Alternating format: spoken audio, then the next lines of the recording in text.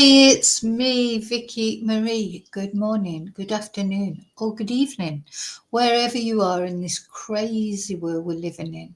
Oh, sorry I've arrived a little bit late. Usual chaos, just as I'm about to go live, all hell breaks loose. And not really, but no, I was contacted. I had to message. One of my nieces is coming out in August and I'm really looking forward to seeing her. And she was just asking for some advice about, some things. So I had to answer her because she's trying to plan it at the moment. She's also a teacher, but of course she's in the UK, so she's on half term at the moment. So she's making the most of a little bit of spare time she's got to make some plans for the summer.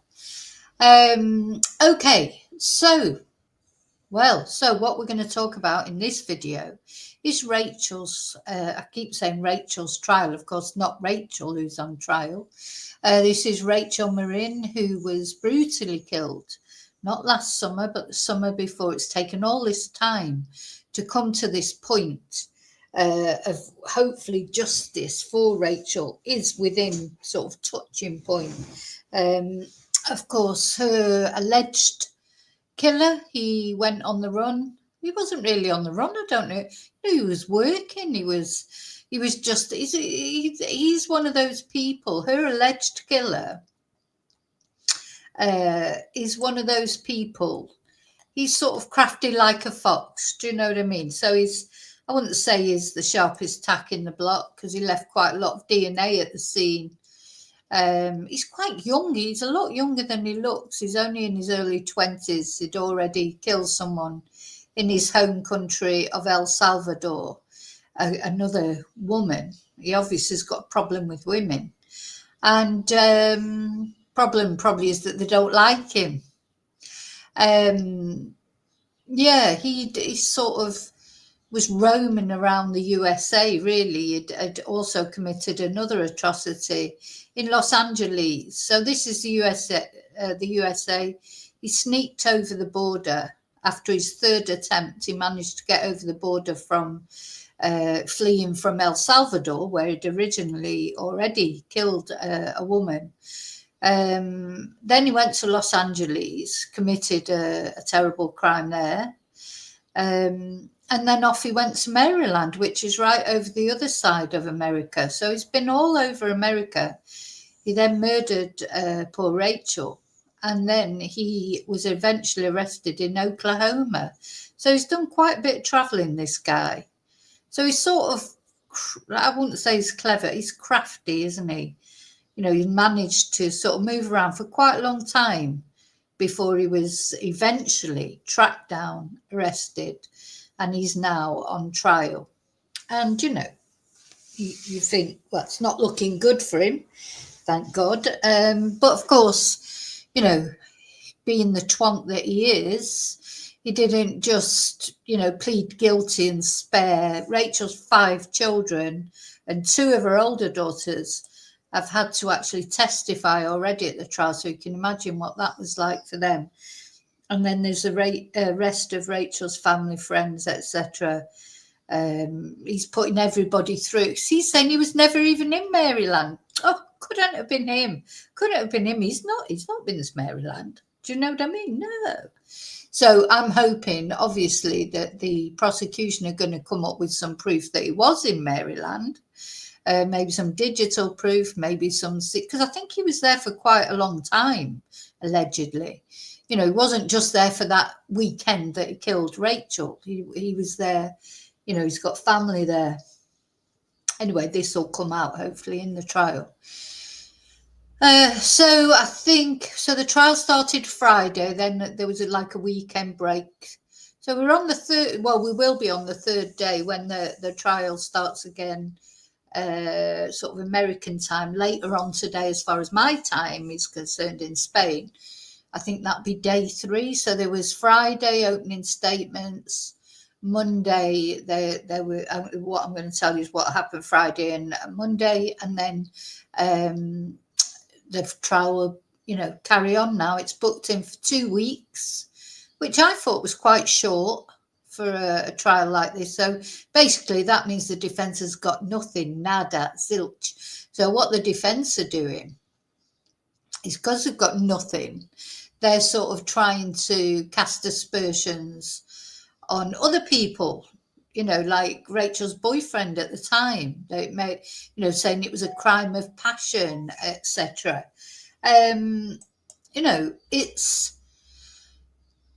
It's horrible. The I know defence teams have to do their job. That's what they're there for, to defend. But sometimes they just sink so low.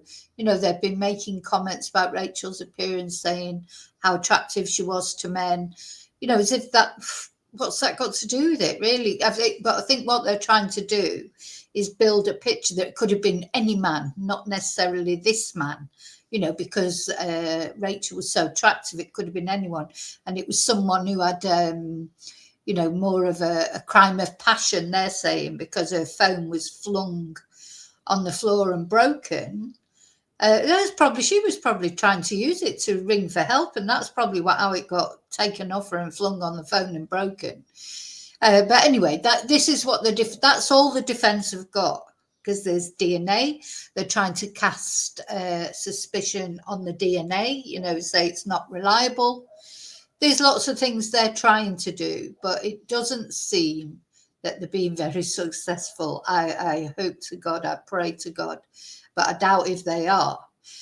Anyway, so I do have a source, if you like, very, very reliable source, who is going to the trial, and they're sending me information about what's actually happening at the trial, because obviously I'm not at the trial, so I have to follow information that's given by the media, because mainstream media, because I have no other choice than that. But it's good now that this person has contacted me, and they are 100% reliable source about what is going on in this trial. So I'm going to read it. They don't want their name revealed, but they don't mind me telling you, what they're telling me, if you like. And that's what I'm going to do. I'm going to tell you how it's reported from them. We are going to look at a couple of mainstream media reports, if you like. And, as with everything, it's awful, really, because we should be able to trust the mainstream media, but we can't, because they do give their own narrative, don't they? But maybe that's just to be expected. They present things from a certain point of view, I suppose, just same as me. I present things from my view. This guy is a twonk, and I just can't wait for this trial to be over, and he's just locked away and never sees the light of day again, if he's guilty, of course. We've all got our points of view. So I suppose even the mainstream media, though they're supposed to be completely impartial, aren't they? They're not in this case, definitely not. We definitely hear a lot about the narrative they are pursuing with this is this narrative of it's all about the illegal immigrants, but there's no evidence to show that that rules could have been any tighter, because Victor the Viper, he sneaked over the border. He didn't come over the border through any other route. He wasn't allowed in. How do you stop people sneaking over the border? And I think we have to remember as well, it does work the other way as well, because quite often criminals from America, they go over the border to Mexico, to try and escape justice. So just so happens there is a border there, and it does have to be controlled better. I mean, I can see that. And then this thing about once somebody's in the country, they can just roam around it like this guy has. It does need to be looked at, does need to be challenged, because it took them a long time to find Victor Martinez Hernandez. And you just think, why did it take so long? But, when they had his DNA, so surely then maybe they should, this. I just don't know. Like, if he tried 3 times to get over the border and he was sent back 3 times, why didn't they take his DNA then? Maybe that's an answer. I don't know. I don't know I'm not here to cure the world's problems, but I'm just here to seek justice for Rachel and any other victim, this woman and her children, her 5 children, and especially the older ones who've had to actually testify. It just must have been awful. Anyway, so let's have a look. I'll say hello to everybody first. I better put my banner on. I always forget my banner. Just say thank you to everyone. Thank you for subscribing. Thank you especially for caring about Rachel and her family. And thank you for being a subscriber. If you're not subscribed, please consider it. Please like and share this video, and don't forget to press notifications for updates on this trial and other cases, of course, that we're following. Special thanks as always to my members and to anyone who sent me a Ko-fi or a super sticker, etc. Nice email, left a nice message. Thank you so much. And hello to all you lurkers out there. Those of you who don't like to join in the chat, hi. Thank you for watching. Hi to replay crew. And now I'm going to say hello to those of you who are here in the chat. Hi, David. Hi, Tracy. Oh, Tracy was first this morning. Hi, Tracy. Hi, David. Hi, sheep farming. Yeah, zigzagging across the country to avoid arrest. Yeah.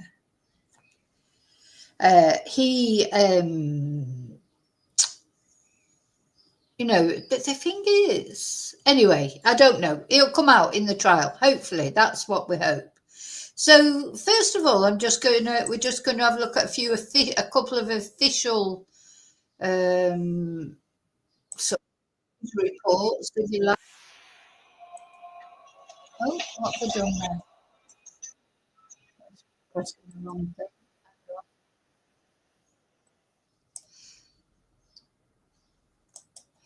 Right. Try again.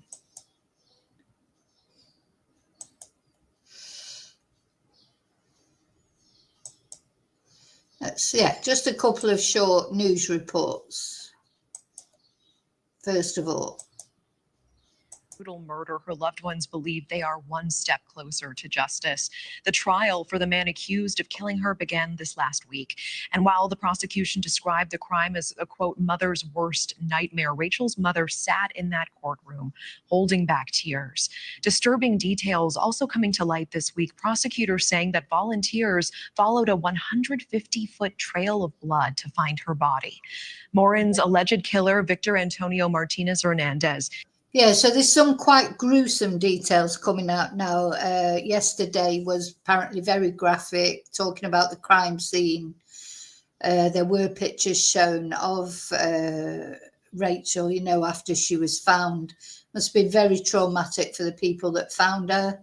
Very traumatic for her family to know that this monster, allegedly, what he did to her. He really is a monster. And he's not only a monster, but he looks so insignificant. I think he's a person who would probably sort of blend in a bit because he just doesn't look, apart from the eyes. You can see in the eyes there, but, he's he's not an imposing figure, that you might necessarily notice. I think he probably sort of blended in as quite an insignificant person. Began his suspected crime spree in his native country of El Salvador, where he's accused of murdering a woman in December of 2022. In early 2023, he crossed the U.S. southern border 3 times, but was expelled each time by Border Patrol. He finally succeeded on his 4th attempt.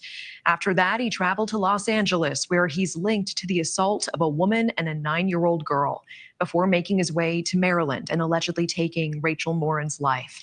Earlier.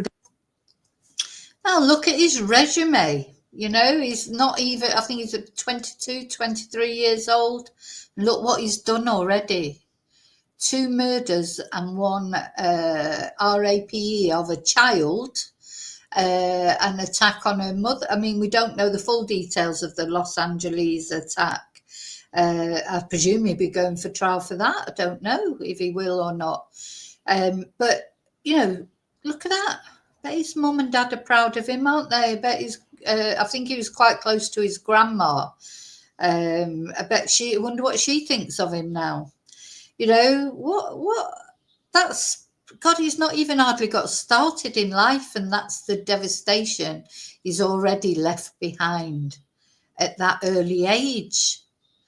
So thank God he was caught, because this man, he was not stopping. To be honest, I'd be surprised if there aren't other crimes linked to him that might come up. Hopefully not, but he was on the run for 10 months. So did he really spend all that time not doing anything again like this? I mean, this is what he thinks is acceptable, to attack people, attack women. And if they don't want to know, if they're not interested in him in a normal way, he just thinks he can take what he wants. So I'd be very surprised he hasn't done anything else. But anyway, maybe not. But at least he's stopped now. He won't be doing anything more, will he? He won't be attacking any more vulnerable women. That's the only thing, the only comfort, if you like, can take from this. Well, if he's found guilty, of course. I mean, I have to keep remembering it's allegedly. This year, Rachel's mother came on News Nation Prime and disclosed a haunting parallel between her and her daughter. I would never have imagined being where I am today. When I was 14, I was... Now, this is something that now her mum is coming out with that I hadn't heard before. I don't know what this is, but this is her mum, Patty. Anyway, I've sort of got mixed feelings about this, because now Patty's coming out and saying that she was abducted when she was a teenager and RAPD'd. I was kidnapped by a criminally insane man. He came into my house, took me. We walked for 60 miles over a 3-day period. Didn't eat, didn't sleep, was raped at night. We were heading towards the Canadian border when a police officer drove by on this back road and saw me. They weren't expecting to find me alive. So when I got the story, or not the story, but the information that Rachel was missing. Rachel's a very beautiful woman, isn't she? And she's one of those women.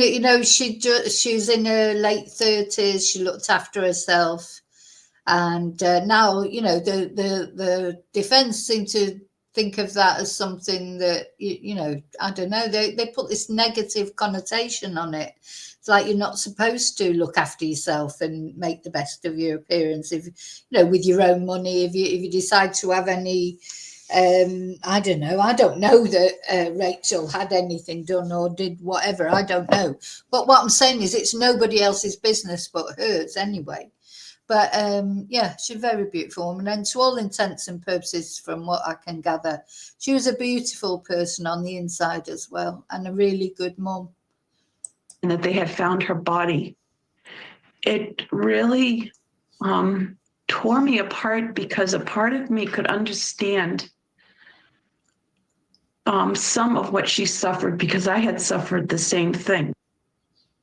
I want to bring in Randolph Rice now, the attorney and spokesperson for Rachel Morin's family. Randolph, appreciate you making the time again, and let's get into this. The trial now underway. How is the Morin family doing, particularly her mother, who I understand had a very rough day on Friday during the opening statements? Yeah, Natasha, she really did have a rough day, because she heard a lot of new information that she had never heard before, but she thankfully had the support of her daughter and one of her sons there, and she expects to have another son there this week. So I think the tight family, the strong family, is certainly supporting her, and they're supporting each other throughout this trial. What are some of the details that came out this week that we were not aware of before? Well, certainly, I mean, finding out about this 150-foot trail of blood, we never knew about that. We really, to be honest with you, Natasha, didn't know much at all, because the state's attorney played this so close to the vest, which they did on purpose, and that's what ultimately gave them. Yeah, I think the prosecutors, the state's attorney, they've done a really good job of keeping things quiet, because especially with a trial like this, which is so high profile, you know, you've got to be very careful, haven't you? Because the defence is going to use any excuse that they can to cast some sort of doubt on the, or you know, the authenticity of the trial or the fairness, etc. So they have done well to keep all the details as secret as possible, you know, in a situation like this. So there are the things that are coming out that even the family didn't know, you know, so it's not as if all the family knew or nobody knew, because it's all been kept under wraps waiting for this day or this trial. And I think they did the right thing there. That quick voir dire, that quick jury selection that they thought was going to take a long time, ultimately took about a day and a half. So learning about that, we learned about iPods and or earbuds and her watch and her phone and how they had to, or they reconstructed that. And we're going to learn this week exactly what information and data that's going to give us.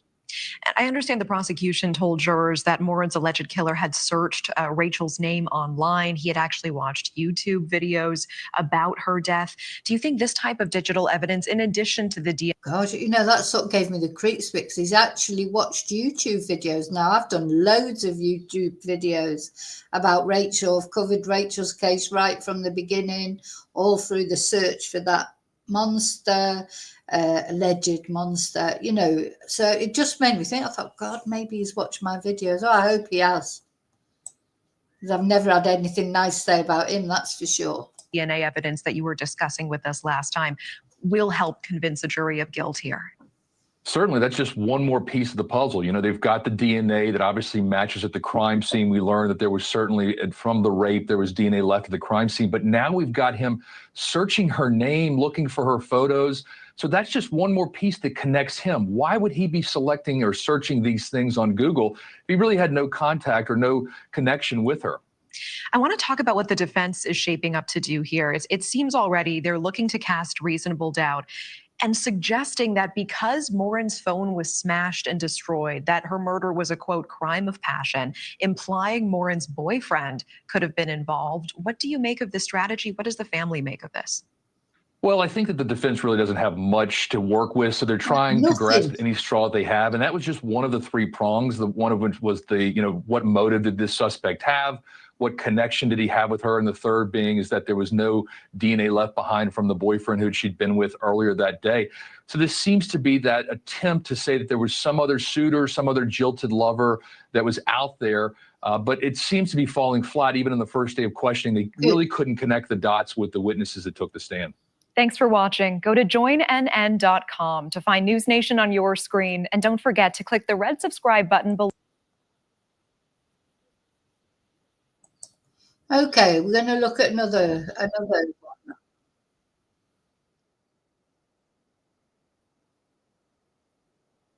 Oh.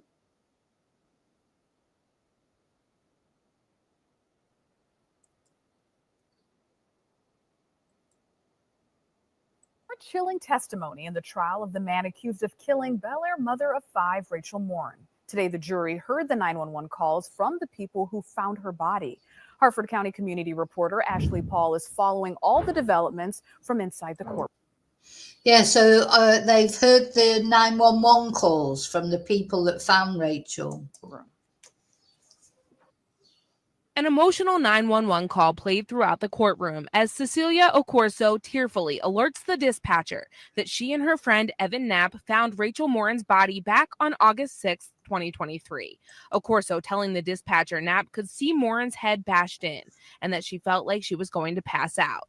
The dispatcher told her to sit down, and that's when Ocorso testified she noticed blood spatter on the ground all around her. We also heard from several members of the Harford County Sheriff's Office who arrived on scene, including those who found Morin's smashed Apple Watch and cell phone. Among them was Forensic Services Corporal Brad Gaynor, who testified that Morin's body was the main piece of evidence they needed to preserve. Morin was found in a few inches of water inside the drainage culvert, and due to the water and the heat, since it was summer, decomposition had already started to occur. Gaynor testified they began collecting DNA evidence from Morin's body at the scene, but the defense questioned whether they needed permission from the state medical examiner's office to do that. Gaynor testified that protocol typically requires permission from the medical examiner's office to collect DNA evidence from a body at a crime scene, but he said no one told them not to, so they made the decision to do it anyway due to the conditions outside. In Harford County, I'm Ashley Paul, WJZ. All right, Ashley, thank you. Yeah. So, Meanwhile, in Annapolis, oh, cases like this sorry, again hang on. took center stage.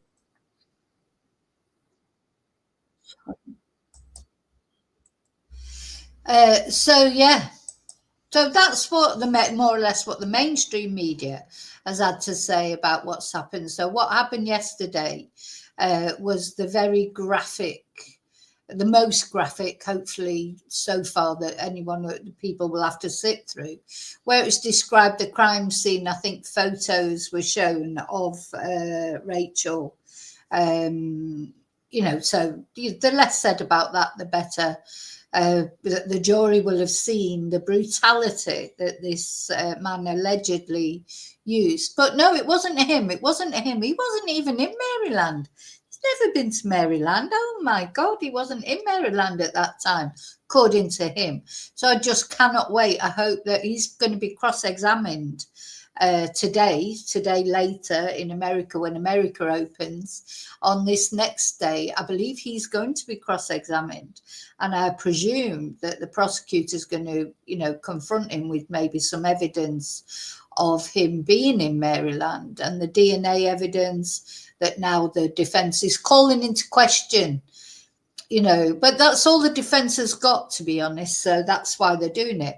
But what I want to do now is I want to read. Hi, Daniel. I want to read you the emails that have been sent, sort of explaining what's happened in court. So we're going to start with Friday, which, I mean, I have already sort of covered more or less what happened on Friday, but it's so good to have somebody sending me information that was actually there in court, because I've had to, as I say, get my information from mainstream media, really, or any articles that I can find, etc. That's all I can do. So this was, and I think I had reported on this, that they dismissed one juror. This was Friday, before anything even started. She was an older woman who could barely walk, even with a cane.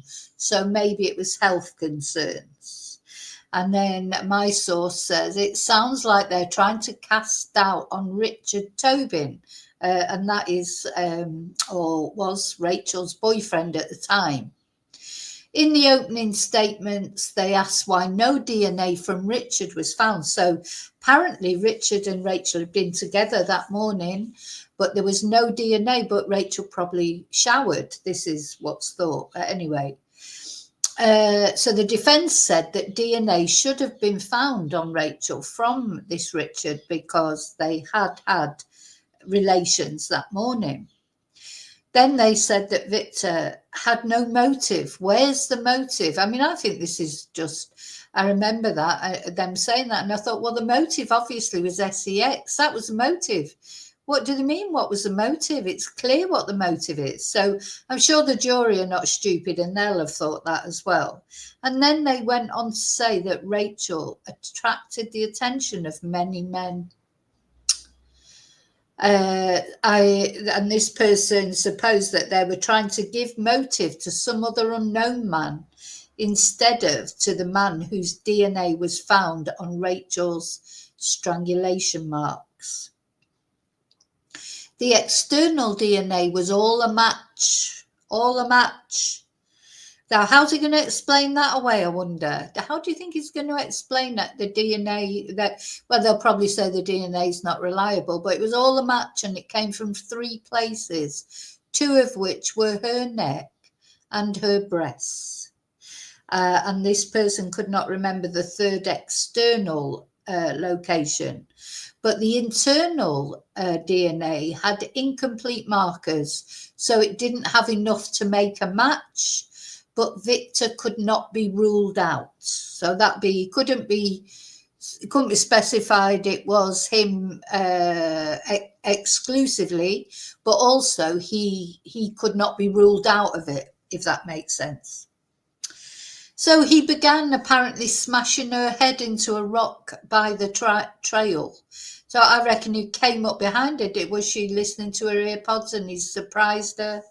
They found blood spatter on the trail beginning at the attack location, then down the trail towards the tunnels.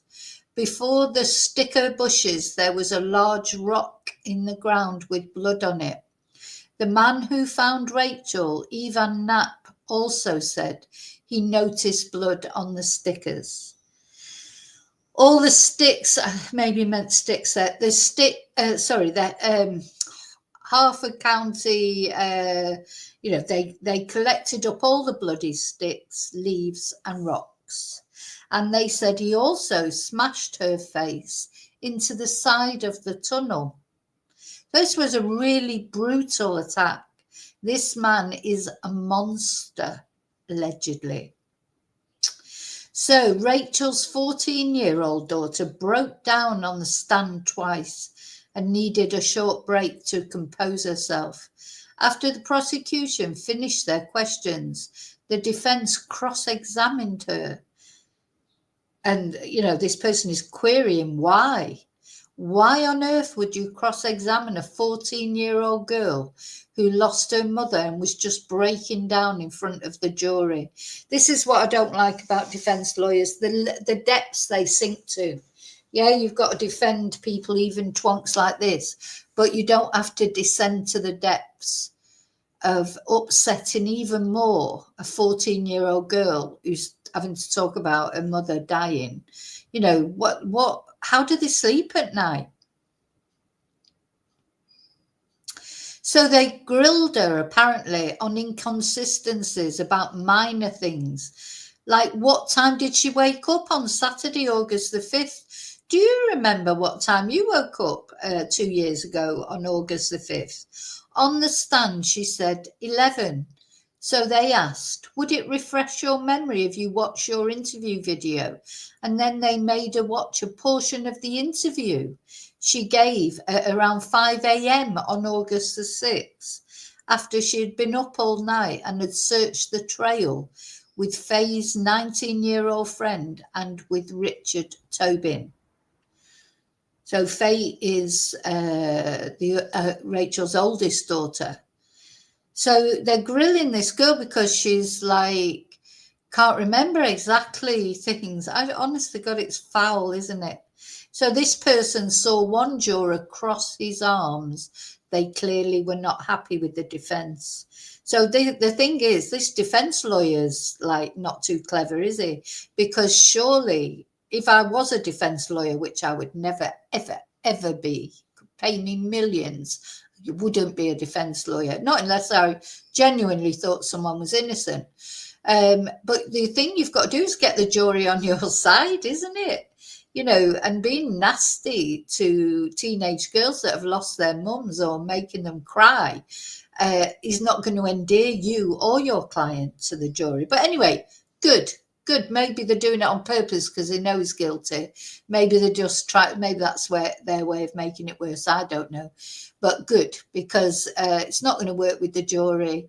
The jury will not like it at all. There are other ways they could have gone with it, though I suppose they'd be struggling. They're never going to make anyone feel sorry for Victor the Viper, are they? So, but I think being nasty to Rachel's daughters or cross-examining them, etc., is just going to make things worse, isn't it?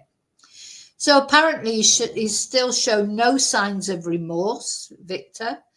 And when Richard Tobin, Rachel's boyfriend of the time, was on the stand, there was a sidebar, which is like a brief pause, isn't it? So he was just left sitting there for a few minutes, and Richard decided to stare him down. And this person says, Victor, being a complete piece of shit, smiled at Richard. So as this guy is trying to stare him down, like Rachel's boyfriend at the time, staring down the person who has allegedly murdered his girlfriend at the time, and now his defense lawyer is trying to cast shade on him, he smiled at him.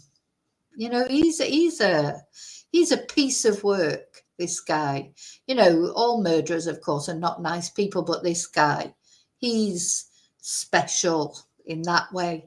He's a definite serial killer in the making. He has no remorse. He has no compassion. He has nothing. There's nothing in there. So he smiled at him, but then he did break off at eye contact and look down. And this person was saying, hopefully the jury saw him smile. Because if the jury would have seen that, they wouldn't be happy with that either, would they? You know what I mean? Hi, Yvonne. So, what else did they have to tell me about that? My God. Oh, where's it gone? Oh, there it is. Let's see.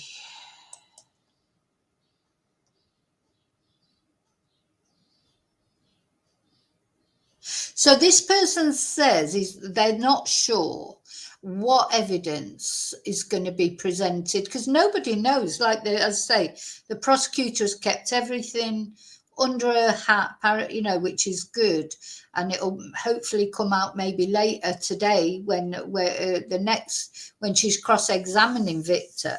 It come out sooner or later what evidence they've got or not got.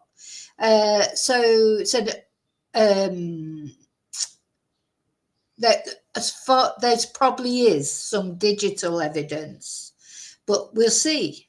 And he may have even worked there, gone drinking in the bars around there. I mean, let's not forget he was found in a bar, wasn't he? That's his lifestyle. Do you know, he's a bit of a nomad, isn't he? Wanders around. He's not a family man, thank God. He wasn't married with kids and, with a base. He's a nomad wandering around a bit of a loner, going to these bars. And I'm sure if he was in Maryland for any length of time, no doubt he went into bars and things there.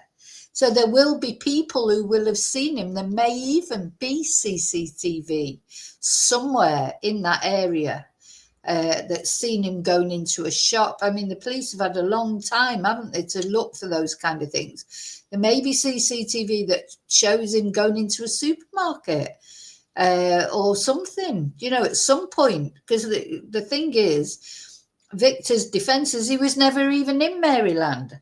So if something can be shown, some sort of digital evidence or witness evidence can be shown that, yes, he was in Maryland, that's straight away slam dunk, isn't it? Because the jury aren't going to believe a word he says about anything then. So I think, we are going to find that out as time goes on, probably. Now, I just want to, there was something else I wanted to read you.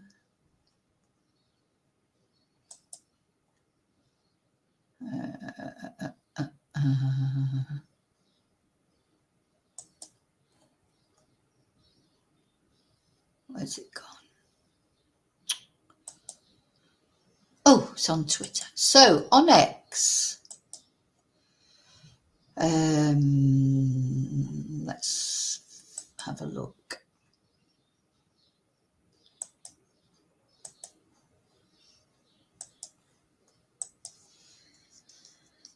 So this is from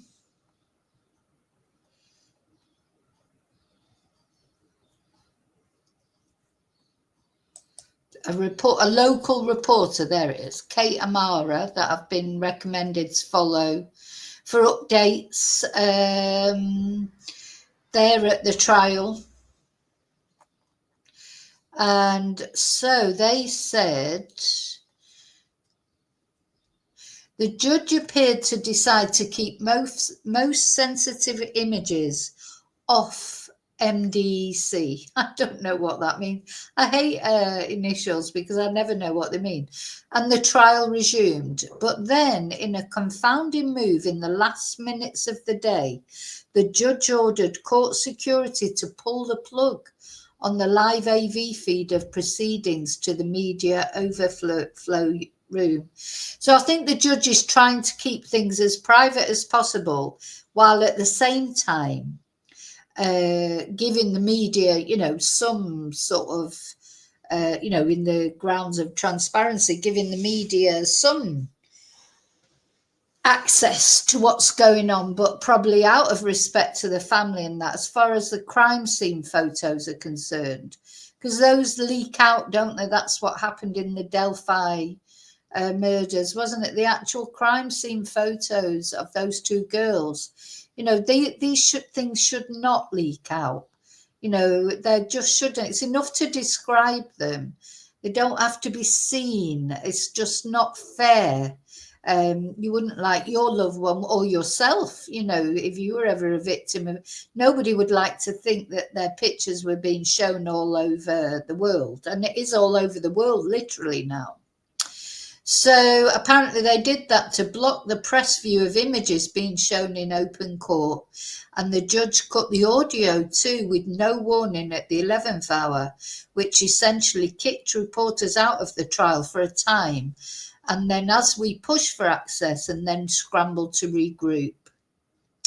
So the thing is, it's this balance, isn't it, between, you know, sometimes we get a fully televised trial, but even in those televised trials, we don't normally, you know, there are certain things that are only for the jury. And so it should be, you know, not everything is for the public consumption, I think, because, you know, there's privacy. So, you know, privacy is important for the victim and the families. So anyway, then Kate is talking about the 911 call. See, we're not allowed, well, not yet. Whether later they'll release the 911 calls, I don't know, but at the moment they're not.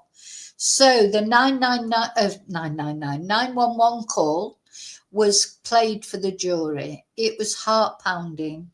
Like literally had my heart racing. Oh, it was also a masterclass in 911 call taking.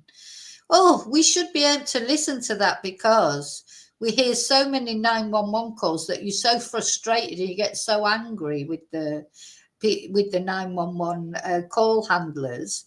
Be nice, wouldn't it, to hear one where it was a masterclass in 911 call taking, because we know there are good 911 dispatchers out there, but you know, sometimes they're not brilliant, are they? But sometimes I think what it is they're just too jaded. Sometimes that's what I've noticed. The ones that aren't very good, they're taking, you know, at the end of the day, taking those calls day in, day out, hundreds of calls a day probably.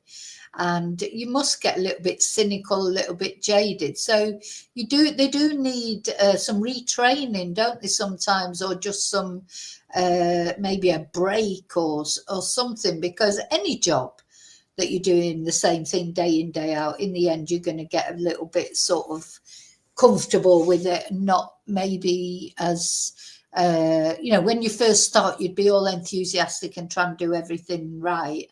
And then as time goes, I mean, you can tell when the answer, can't you? You know, sometimes the answer, oh, you know, 911, what's your emergency? Sometimes they go, 911, what's your emergency?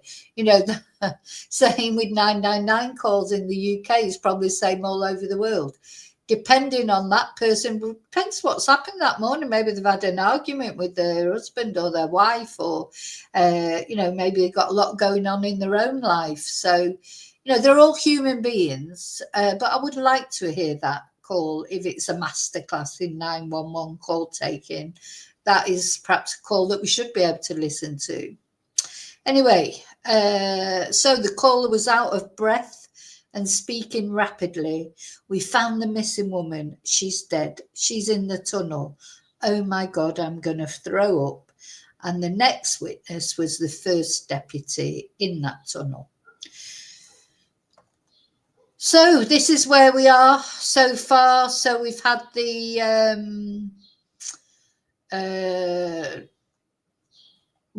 sort of the build up to the day, if you like, what Rachel was doing before she went off on her walk or run or whichever one it was. We've had the 911 call. We've seen, well, we haven't seen, but, you know, the jurors have been shown the crime scene and you know, the crime scene photos, which will have been very traumatic. And also we've heard like the defence's sort of pathetic excuse for a defence. And now it'll be gearing up. So 2 weeks it's expected to last. We're already really halfway through the first week, aren't we? We'll see what happens today when Victor gets actually cross-examined, apparently. I'd like to hear his voice as well. I'd like to hear him speaking in Spanish because I could tell what he was saying. But I don't know if we may get, apparently, this lady, she was saying that they've not been able to, there's no audio or video, allowed to be released from the trial, but they may be clips. So we may get clips, mightn't we? So her last update yesterday was Rachel Morin murder trial has concluded for the day here at Harford County Circuit Court in Bel Air. The state called 5 witnesses today, 10 in total over 2 days, including several detectives with the forensics unit of the sheriff's office. Now, let's see, I wonder if I can get any just...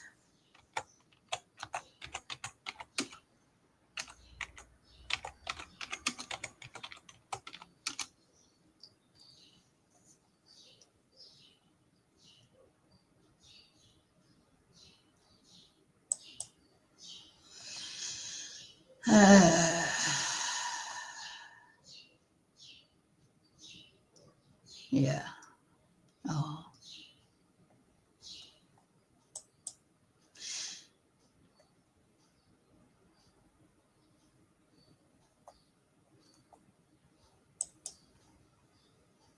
So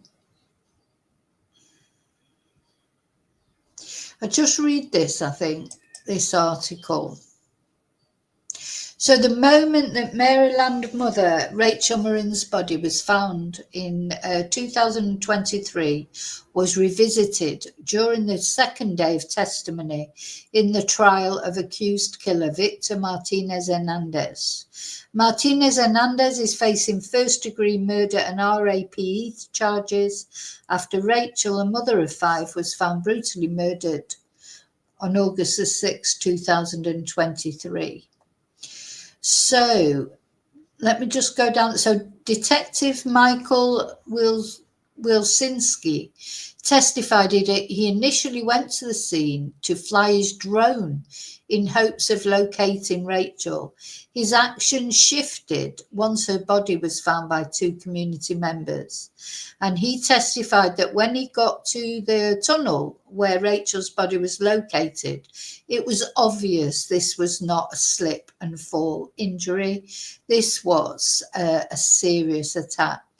He explained that a vast amount of evidence was found inside the tunnel, which included an Apple AirPod, a cell phone, and a lot of blood.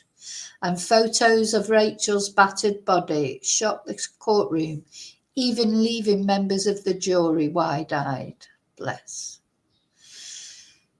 Where Martinez Hernandez remains stone-faced. As Detective Wilsinski explained, the bruises, bloody face, drag marks, and fly eggs already found on Rachel's body. Bless her. So he said he and his team spent nearly 5 hours processing the scene, swabbing DNA, while the field operator with the medical examiner's office was present. So those things, they're so important, aren't they? Because, it's in the sort of the trauma of finding somebody who's been murdered like that. But the most important thing is to secure the scene, take the DNA, etc. All for this, even though it might be 2 years on before like this, nearly 2 years before this all comes, to a head, but so important. Anyway, evidence collection continued well past August, according to Wilsinski, with additional swabs collected by the medical examiner's office and fingerprint analysis. He also testified he has had more than 80 hours of latent print analysis training, and he was accepted by the courtroom as an expert in that field. and the defence is expected to cross-examine the witness on Tuesday. And the chief medical examiner is also expected to testify tomorrow, which is like later.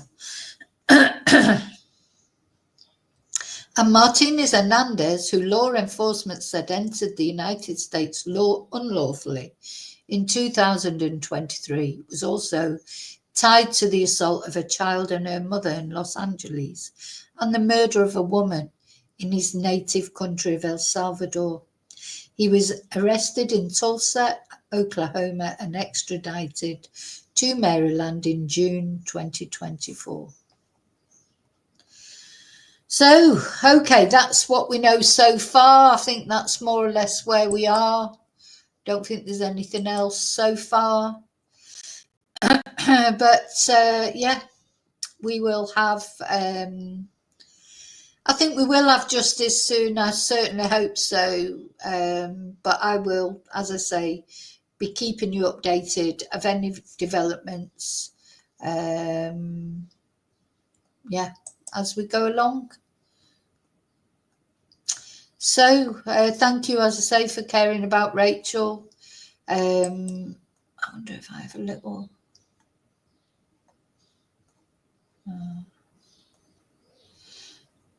Actually, I think what I'm going to put on to finish is that I've got a little tribute video to Rachel. I'm going to put another one together, a better one, a longer one, for when hopefully justice is achieved. But for now, I'll put this one on. I'll see you really soon in the next video. Have a good morning, good afternoon, good evening, whatever you're doing, wherever you are. I hope it goes well for you. Take care of you, because you are the most important thing. And fly free, Rachel. I'll see you really soon in the next video. And until then, may your God go with you. Bye.